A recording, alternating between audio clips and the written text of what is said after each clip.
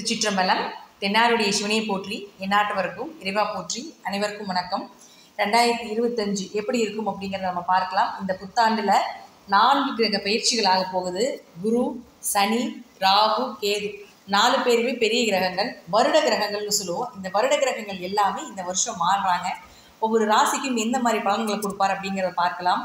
குரு பகவானை பொறுத்த வரைக்கும் பெருசாக ஒன்றும் பாதிப்பை கொடுக்க மாட்டார். மறைந்திருந்தாலும் ஒரு யோகத்தை கண்டிப்பாக கொடுப்பார். இந்த ராகு வளர்ச்சியை கொடுத்தாலும் ஒரு கெடுதலையும் கொடுத்து ஒரு சம்பவத்தை செஞ்சுட்டு போயிடும்.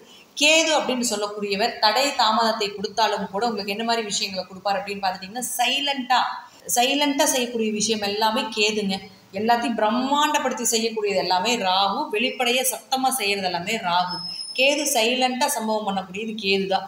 அடுத்தது சனி பகவான். இந்த சனி அப்படின்னு பார்த்துட்டிங்கன்னா இந்த வருஷம், ஏன்னா இருக்கிறதுலே 2.5 வருஷத்துக்கு ஒரு தடவை மாறக்கூடிய கிரகம் அப்படிங்கிறது பெரிய கிரகம் அப்படிங்கிறது நம்ம சனியை சொல்லுவோம். அப்போ சனி பகவான் உங்களுக்கு கும்பத்திலிருந்து மீனத்துக்கு போக போகிறார். அப்போ ராகுவோட இணையக்கூடிய ஒரு 2 மாதங்கள், அதற்கப்புறம் பார்த்தீங்கன்னா 2.5 வருட காலங்கள் அந்த வீட்டில் தான் இருக்க போகிறார். அப்போ சனி பகவான் என்னென்ன பண்ணுவார் அப்படிங்கிற அனுபவத்தையும் கொடுத்து பாடத்தையும் கற்றுக் கொடுத்து ஒரு ஆசானாக செயல்படக்கூடியவர் சனி பகவான். அப்போது இந்த சனி பகவான், ராகு பகவான், கேது பகவான், குரு பகவான் இவங்க எல்லாம் என்னென்ன செய்ய போகிறாங்க அப்படிங்கிறத நம்ம ஒவ்வொரு ராசிக்கும் எப்படி இருக்கும் அப்படிங்கிறத நம்ம முழுமையாக பார்க்கலாம். கடகம் 2025 பெருமூச்சு விட்டுக்கலாம். சனி பகவான் கண்ட சனியாகவும் அஷ்டம சனியாகவும் 5 வருட காலங்கள் உங்களை பாடாப்படுத்தியிருப்பார் இல்லைங்களா?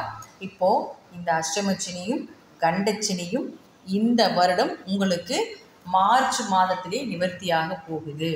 அடுத்தது பாருங்க, இந்த சனி பகவான் இங்கிருந்து 9ஆம் வீட்டுக்கு போவார்.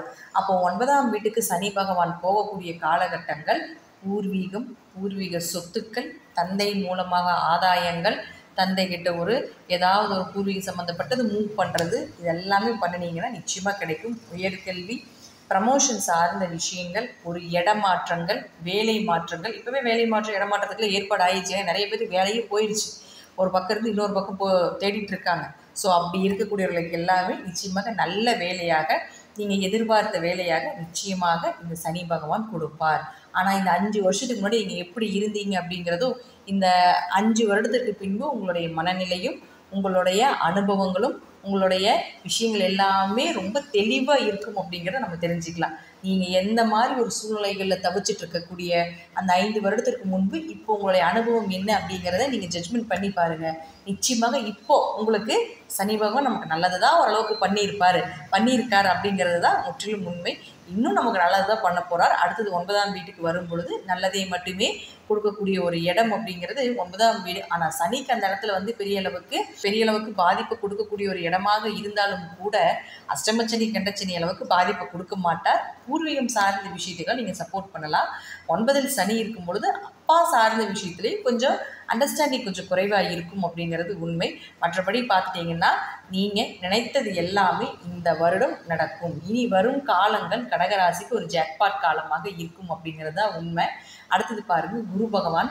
இந்த குரு அப்படின்னு சொல்லக்கூடியவர் இங்கே 11லேருந்து லாபஸ்தானத்திலிருந்து லாபத்தை அள்ளி கொடுத்துட்டு இருக்கக்கூடிய அமைப்பில் இருந்தாலும் அடுத்தது மே மாதம் 12ஆம் வீட்டுக்கு போவார்.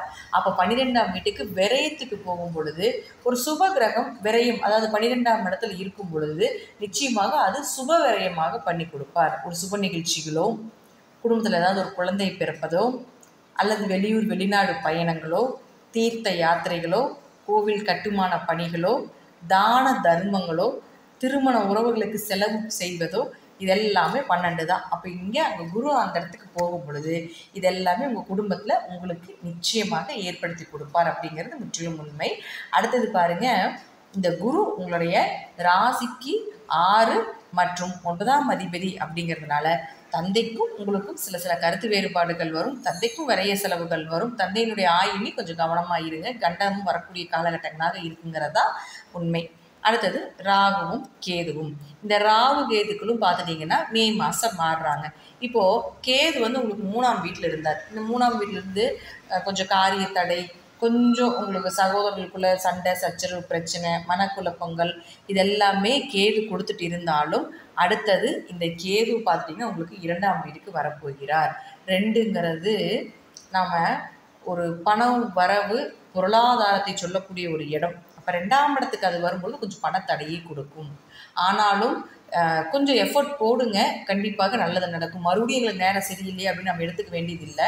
ஏன்னா 2இல் கேது வரக்கூடிய காலகட்டங்களில் கொடுக்கல் வாங்கல கவனமாக இருக்குது. உங்களுக்கு வர வேண்டிய பணம் இதெல்லாம் வந்து தசாபுத்தி படி தான். உங்களுக்கு இந்த மாதம் 1,00,000 வரணும், அது வந்தே தீரும், தசாபுத்திகள் கொடுத்தே தீரும். ஆனால் இந்த கேது என்ன பண்ணுவாருன்னா, அந்த வந்த பணத்தை செலவு பண்ணி விடுறது, அந்த வர பணம் தடைப்படுத்தி விடுறது, தடைப்பட்டு பிறகு கிடைப்பது. அதே போல் இந்த கேது வந்த பணத்துக்கு யாருக்காவது கொடுக்கறது, கொடுக்கல் வாங்கல் பண்ணுறது, இந்த ஃபினான்ஸ் பண்ணுறது, இந்த மாதிரிலாம் ரோல் பண்ணுவாங்க இல்லைங்களா, அதுக்கெல்லாம் இந்த கேது தடைப்படுத்துவார். அப்போது யாருக்காவது பணம் கொடுக்குறீங்க, அது திரும்பி வராது. யாருக்காவது போய் ஜாமீன் கையெழுத்து போடுறீங்க, நீங்கள் மாட்டிக்குவீங்க. ஏன்னா 1.5 வருஷம் கேது அங்கே தான் இருக்க போகிறார்.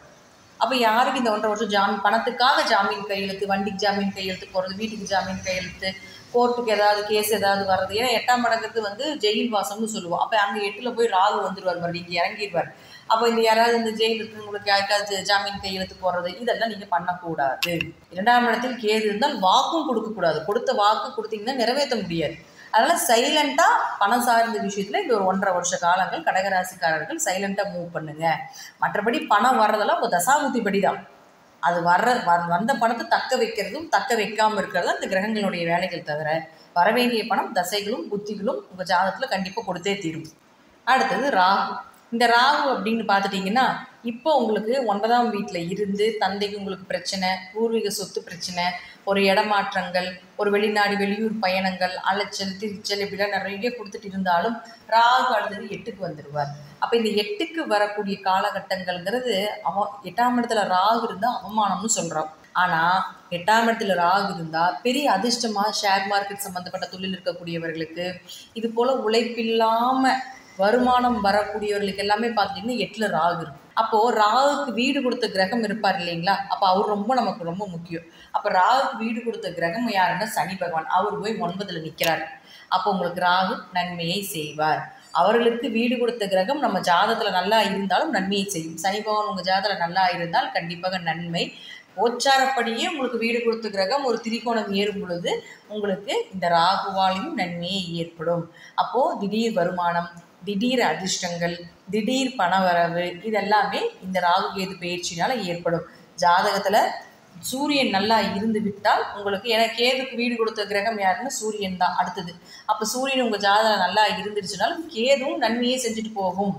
இதுதான் உண்மை. எந்த கிரகம் ராகு கேதுகளுக்கு சாயா கிரகங்கள், நிழல் கிரகங்கள் அப்படின்னு பெயர் இருக்குது. அப்போது அது எந்த வீட்டில் இருக்கோ தன்னை சொந்த வீடாக எடுத்துக்கொள்ளும். அப்போ அதற்கு வீடு கொடுத்த, அதற்கு ஒவ்வொரு வீட்டுக்கும் ஒவ்வொரு ஓனர் இருப்பாங்க.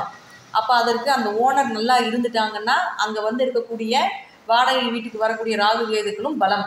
அப்போ ஓனரே டல்லாக இருக்கும் பொழுது அப்போ எப்படி இருக்கும், நம்மளுடைய லைஃப்பும் டல்லாக தான் இருக்கும். அப்போது ராகுக்கு வீடு கொடுத்த சனி உங்களுக்கு திரிகோணம் மேறிட்டார், ராகு சேஃப்டி. அப்போ கேதுக்கு வீடு கொடுத்த சூரியன் இந்த 12 மாதத்தில் எந்த மாதம் ரொம்ப பலம் விளக்குறாரோ அந்த மாதம்லாம் உங்களுக்கு அடி விடுக்கும். அதே போல் ஜாதகத்துலேயும் சூரியன் வந்து அடிபட்டோ அல்லது வந்து மறைஞ்சோ பாதகத்திலேயோ போய் நின்னால் நிச்சயமாக பாதிப்புகள் கேதுவால் உண்டு. சூரியன் நல்லா இருந்து விட்டால் இவரும் கேதும் உங்களுக்கு பணத்தை அள்ளி கொடுப்பார், அப்படிங்கிறதுலையும் மாற்றம் கிடையாது.